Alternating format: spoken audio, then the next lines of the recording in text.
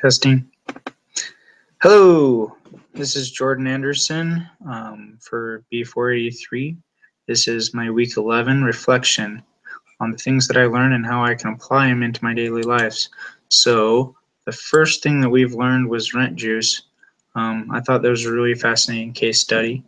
Kind of my takeaway from this was he had a wonderful project going on, but he also needed to think of other ways to generate income. So he focused too much time on one specific aspect of trying to like get the brokers and the agents, when really he could have, expand his vision, and he could have also been catering to landlords as well. Because that was kind of a new spin on, well, if you get the landlords on board, then maybe they will kind of reach out to their other brokers, and then in sense they'll all work together on this project. I think it was wonderful, and I think that's one thing that I can apply into my life is whichever industry I decide to open into, not to necessarily focus too hard on one specific point or one specific target, that possibly there would be multiple channels to learn from. The other case that we learned from was the Cloudflare.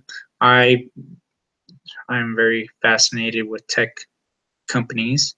I don't necessarily think I'll ever open up a tech business, but I was really amazed with the Cloudflare of how relatively well they were doing. They didn't really need a whole lot of customers in order to bring in a whole lot of profit, but I thought it was really cool that their product was able to learn from attackers and that they could advance.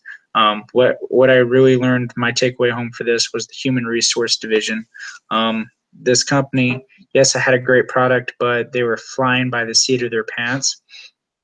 And I think as humans, we need structure, we need organization, and without that, we can't truly be successful. So no matter what industry you come into, as much as people don't necessarily like to be titled, I would still give them at least someone that they can go to, like a human resource, someone that if there was a problem, they can still work with as far as developing the structure of the business, kind of like the pay, the salary, the benefits, pay time off. People like that kind of structure. Another point is not necessarily to be micromanaging individuals. I've come to learn another takeaway would be kind of to be very in-depth detail of what the expectation of the end result needs to be, but give the individual kind of a free rein of how they would perceive to do it. And if they still don't quite know what to do, maybe give them suggestions on how to boost start it, but ultimately let them start and finish it. And, typically if you let them do that, they'll finish better and sooner.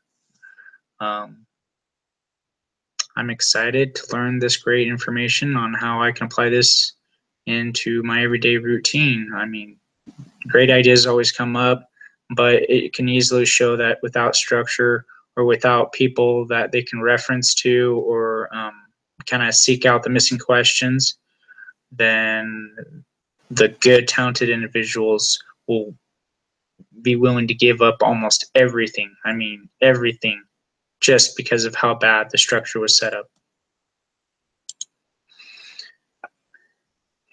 So,